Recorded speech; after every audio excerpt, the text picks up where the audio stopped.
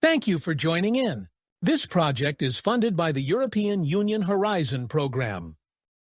Our webinar series is a part of the Circuits project and EU Green Week 2025. Please enjoy.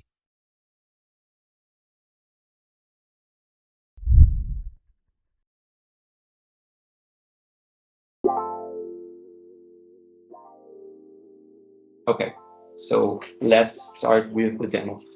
You're going to see today a brief representation of this picture here. This is taken from one of our pilot use cases, the pilot focusing on end-of-life recovery of PCBs.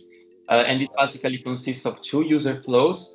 First, we will see the recycling flow. So basically what would happen in a recycling facility where we have this toolbox in place and the operators need to recycle some PCBs that are no longer of use, either because they're damaged, they're not of interest from beginning of life, so there is no interest in recovering them. Instead of putting them together in a bag and moving them to the trash, we will try to recover the materials as best as we could. And to do so, we need to separate them in categories of importance of the materials inside of PCBs. And so to do that, we leverage this tool on the right. Then leveraging the marketplace tool, we're able to see whether there is demand for this component. And in that case, we can assess demand of the PCB.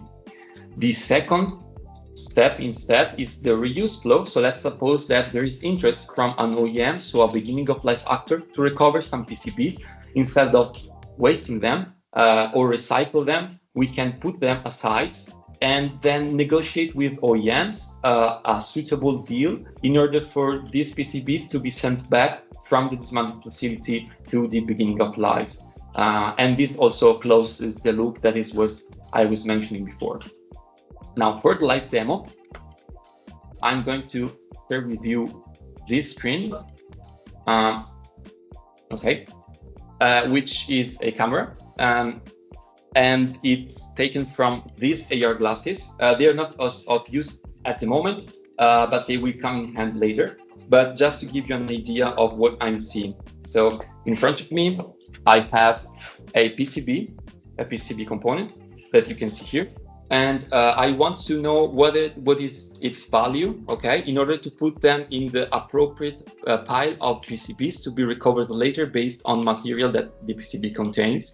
So what I'm going to do here is pass it through this system that is basically composed by this black box here, which contains an AI PCB classifier model that is run on top of an edge hardware. Then we have this mounted camera here that is basically takes the picture of the PCB and classifies it.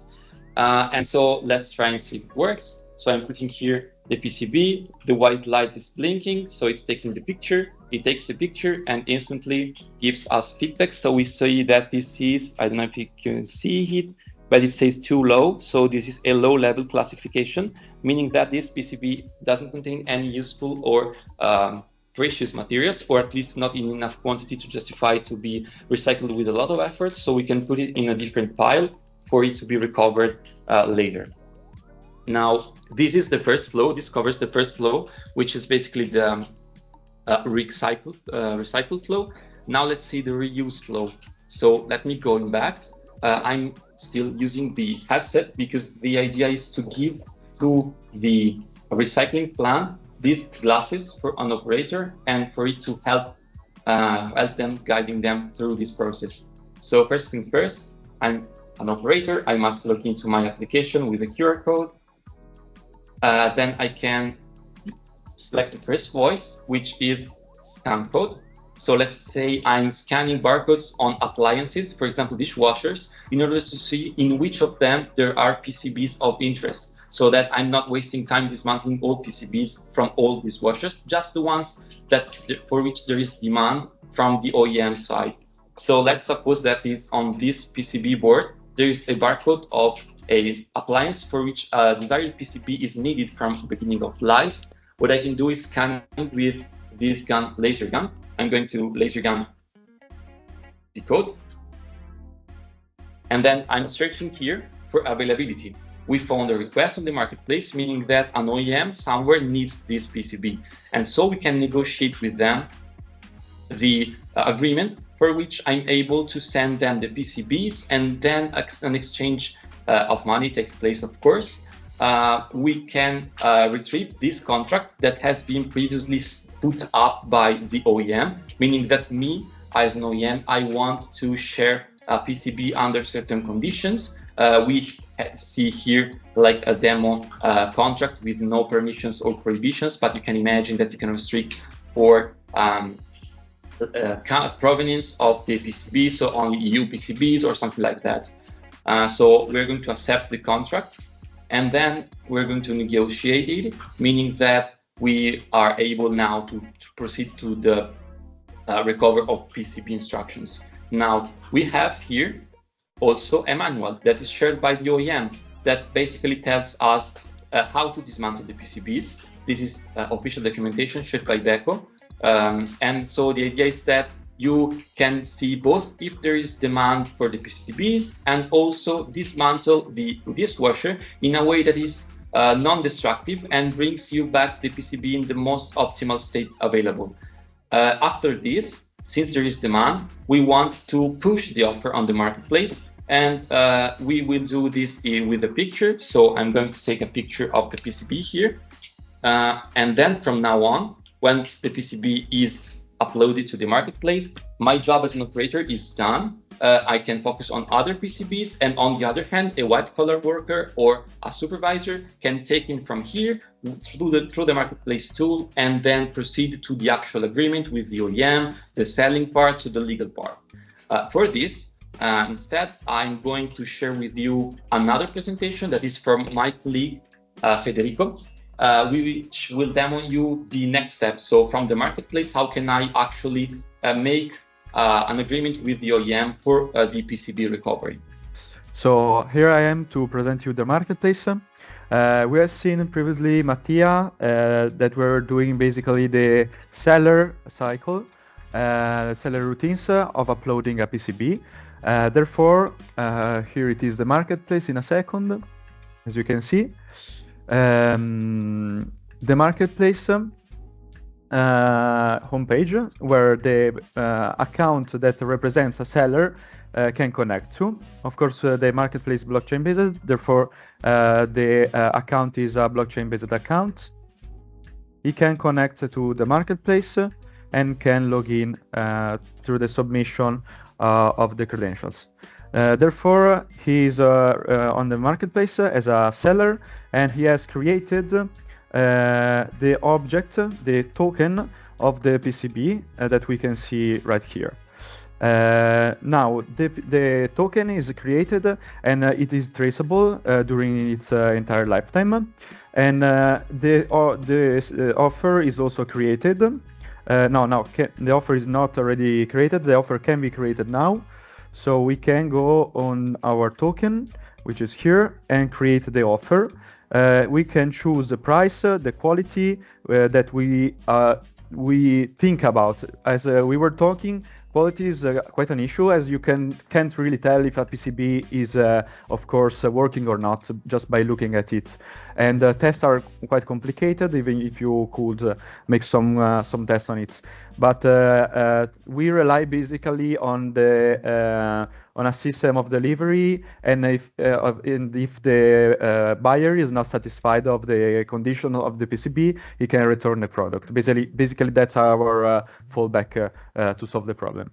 So the quality, for example, you can use a quality of true. It is from 1 to 3, just to tell what the quality is, and the price here we can set, for example, I don't know, 2, 3, what we want to set, and we can also, of course, modify the price to set an importance weight. In this case, we leave it on the default, which is irrelevant, basically.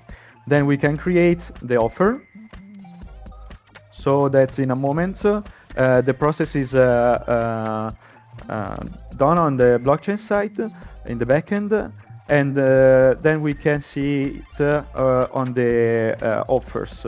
So we have created the offers, and with the offers, as we have done a thing before on the buyer side, we have created a request. So now there is an offer on the seller side and a request on the buyer side. They meet themselves in the blockchain, in the backend. A negotiation is done and a price is decided between the weights that have been set. So here we have our negotiation of the PCB. We can also go on the negotiation on the offer. So if we inspect the offer, we can see that there is this agreement.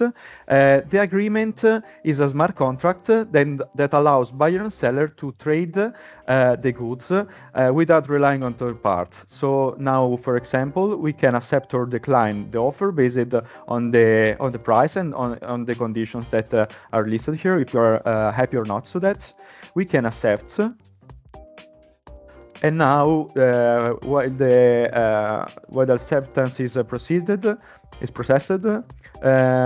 here we have the phase in which we have to wait for the buyer to take action, of course, because we have seller side, we accept, and then there is the buyer side that is now to be done. So we can switch the account. Of course, this is something that we have to do because we have two different accounts, but normally it's not an action that would have been taken.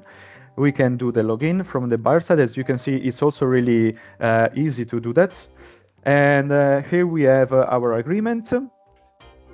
And we can accept the agreement to go on with the trade. Now the trade can continue and the object can be sent to the buyer from the seller.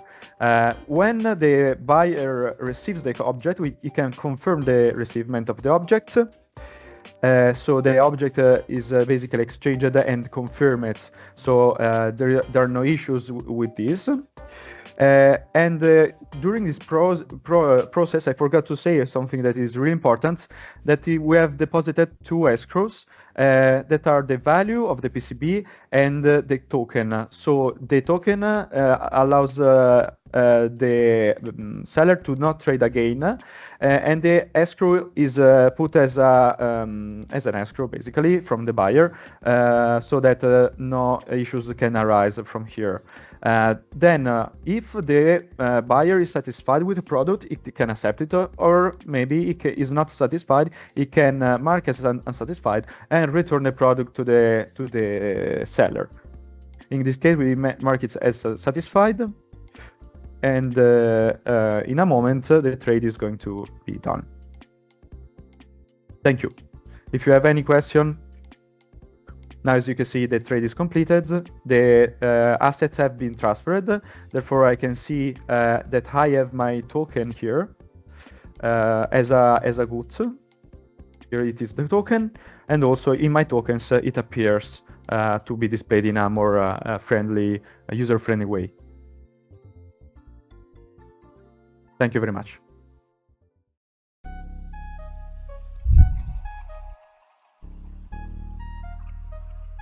Thank you for watching this webinar episode. If you're as passionate about sustainability and innovation as we are, here's how you can get involved. Stay connected with us on our social media and website for the latest updates and insights from the Circ-uits project. Whether you're an individual or an organization, there are plenty of ways to contribute. Reach out to us to learn more about partnership opportunities, events, and initiatives.